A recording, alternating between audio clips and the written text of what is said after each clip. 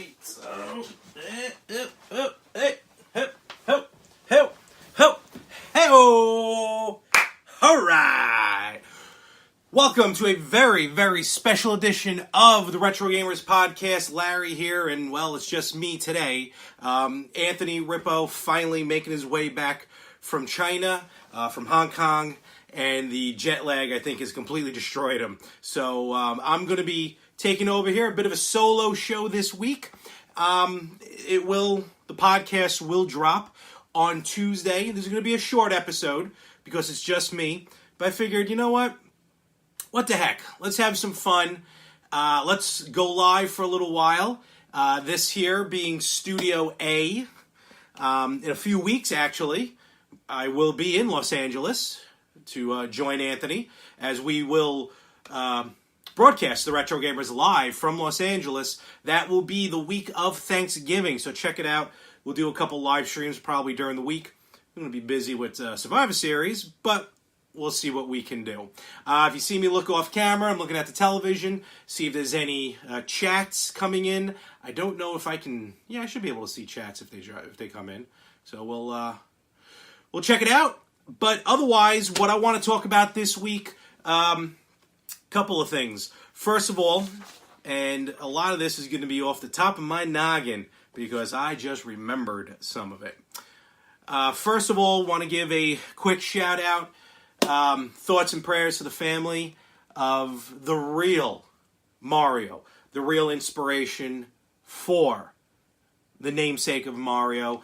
As a lot of you know, the story goes, the epic story, Nintendo of America renting out a warehouse in Washington State, and the landlord was named Mario, and at the time, we just knew him as Jumpman in Donkey Kong. They wanted to come up with a name, and they came up with a name. Mario. It was named after the landlord from Nintendo of America. He just passed away recently. So, thoughts and prayers go out to his family, especially here from the Retro Gamers Podcast. So, the legacy will undoubtedly live on with you. Something else I want to talk about before we get into the PlayStation Classic. Let's talk about a little bit of the rumors. I personally feel they may be not new rumors, but recycled rumors maybe. First of all, Castlevania Season 2 on Netflix, phenomenal. Outright home run. The first season only had 4 episodes, and that was a knockout. Season 2 has 8 episodes. Check it out if you haven't yet. It's a real easy binge watch on Netflix of Castlevania. But now they're talking about, again, I think, a Legend of Zelda television series on Netflix. If they can repeat the process of Castlevania, undoubtedly it will work. Zelda, the Legend of Zelda video game has a lot of story that it can give, that it can work off of. Original stories. I don't even have to stick... This is one of the few instances where I say you can stray from the game. If you're going to make a movie, make it on a Link to the Past. But if you're going to make a television show, kind of like how Castlevania's doing it, they're basing Castlevania, the series, on Castlevania 3 for the NES. And especially in this season, there's a lot of stuff that was able to stick out from that series. Someone do me a favor, just comment real quick. I don't care what it is, because I'm really curious if I can see the comments, because I don't think I'm going to be seeing the comments here. You know what? Give me 2 seconds. We're still live.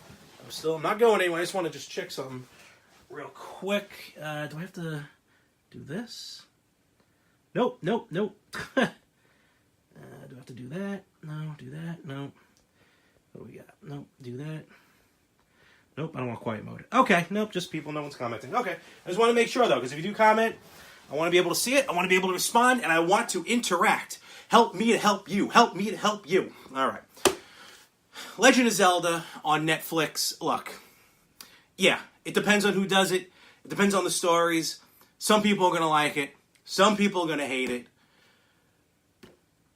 But I believe Zelda can certainly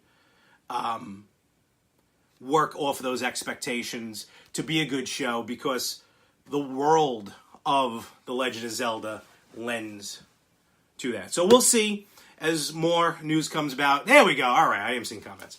So as news comes about, we'll keep you informed right here on the Retro Gamers Podcast. Remember, tune in every Tuesday to the audio. The video follows shortly thereafter. So what do we got here? Yes, Simon Belmont. Captain N, the Game Master. You know, Brandon, I got to be honest with you. I haven't watched Captain N in a very, very long time. That's a show I think it's on DVD. I do believe so. I mean, I don't have much DVDs anymore, but I do need to check that out. Captain, remember that? Remember there was the weird colored Mega Man? I think it was like lime green.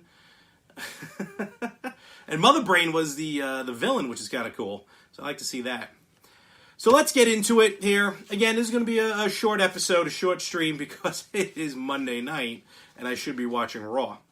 Let's talk about it. The PlayStation Classic, just announced this past week and a half ago, of the games, all 20 games that will be on the PlayStation Mini, as everyone is now putting out a mini console.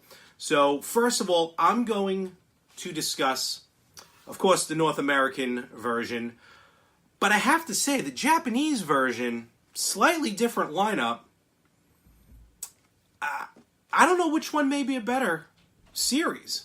I'm going to start right off the bat saying I really, personally, do not have a problem with the North American lineup for the PlayStation Classic. I know pretty much everyone has already seen the lineup. But, you know, there's really there's no misses on this at all. Kid Icarus. You know, that's a game I really got to go back and play. Kid Icarus. I never owned it originally. I have it now, but I didn't have it originally. I got to go back and give that one a shot. So yeah, I'm happy with both lineups, both North American PlayStation and the Japanese PlayStation Classic. I think Anthony's going to side a little bit with the Japanese version, which I'm going to explain why in a moment. But let's get right into it. So I'm going to break this down, that the games that are going to be on both systems, and then the exclusives for North America, and then the exclusives for Japan. Let's get right into it. Common to both systems here for the PlayStation Classic. First of all, Battle Arena Toshinden. Final Fantasy VII. We knew that was coming. What's going on, TC? Intelligent Cube. Good puzzler. Jumping Flash. That's the sleeper. That's the one I feel was an odd choice. Jumping Flash was one of the original 5 that they announced. I never really played Jumping Flash, so I don't... If anyone in the room has played it, certainly, let me know. Let it know in the comments. But I'm looking forward to Intelligent Cube and Jumping Flash games I really didn't play. Metal Gear Solid.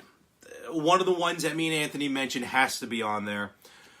But we've been going back and forth. Now, look, I'm going to be honest. I know I can speak for Anthony because Anthony has said the same thing. We have never admitted to be all-knowing of the video game universe. We love playing video games, especially the old ones. Growing up, we've known each other for over 25 years. So there's a lot we remember and there's a lot we don't remember. Can someone tell me, Metal Gear Solid, was that the game on the PlayStation that debuted the analog sticks on the PlayStation controller? Because the PS Classic, it's going to be the controller without the analog sticks. So someone can let us know about that one. I feel like it may have been Metal Gear. I know some people said it may have been Metal Gear Solid. I don't remember. But Metal Gear Solid, nevertheless, on all PlayStation Classics. Mr. Driller. Now, this game, it's a puzzle game. I love Mr. Driller. I had it originally. I still have it. I'm going to have it on the PlayStation Classic. If you never played Mr. Driller, definitely this is one that you got to play when you get the PlayStation Classic. It's a very, very simple puzzler. You're just digging down, straight down, dodging debris and whatnot. Brandon, a lot of us, unfortunately, are very old school with video games. Though, I will say this. I'm going to say it right now. It could be, I feel maybe in the realm, it's bordering classic. Retro maybe, depends on your take. Diablo 3 on the Nintendo Switch. If you have a Nintendo Switch and you do not have Diablo 3, go out and buy Diablo 3. What's up, old school gamer mama? Get Diablo 3 on the Switch. I bought Diablo 3 on PS3. I had it on the PS4. I now have it on the Switch. There is something about these games being remade onto the Switch. Yeah, I'm going to jump around. Being made on the Switch that just gives it new life. Because of the portability of the Switch. You know, playing Diablo 3 on the go, because I did over the weekend. I crashed at my parents' house, their anniversary. Happy anniversary, Mom and Dad. So I brought the Switch with me. So, I was getting ready for bed, just playing Diablo 3. I don't have a dock there. So it played smoothly. I know, Brandon. I know Aurora's on. Don't worry, I tape it. So I'll catch up during commercials. And they're in England, so it was already pre-taped. Bottom line, get Diablo 3. Also, I've pre-ordered already Super Smash Bros. Ultimate. And actually, I just got the download code for Piranha Plant as a fighter. So I'll post my Switch friend code. Definitely friend me. Everyone, friend me. Let's play. Let's play some Diablo 3. Let's play some Super Smash Bros. Ultimate. And let's get back to the PlayStation Classic. So Mr. Driller, definitely a good pick in my opinion. R4, Ridge Racer, Type 4. Again, as we mentioned before, that was one of the original 5 that was originally announced. I never really played Ridge Racer Type 4, but I've heard good things about it. Resident Evil Director's Cut. There was no way this system was going to come out without a Resident Evil on it. And the fact that it's a Director's Cut, I think is actually a smart move on PlayStation. Smart move Sony to give that Director's Cut. Revelations Persona. Super Puzzle Fighter 2 Turbo. This system is almost puzzle heavy. But Super Puzzle Fighter 2 Turbo was an amazing game. Why not put Street Fighter 2 on it? Because Street Fighter 2 has been released how many times recently on newer gen consoles with compilations. I don't think there was a need to put it on the PlayStation. Tekken 3 and Wild Arms, which were both announced originally. Okay. Now those games are available around the world. Here are the games that will be exclusive to the North American and PAL, so European, versions of the PlayStation Classic. Cool Borders 2. It's kind of your version of Tony Hawk. I'm going to tell you right now, no Tony Hawk Pro Skater. Let's face facts. There ain't a snowball's chance in hell they were getting the music rights for any of the Pro Skater games. Cool Borders 2, well-deserving substitution for that. Destruction Derby.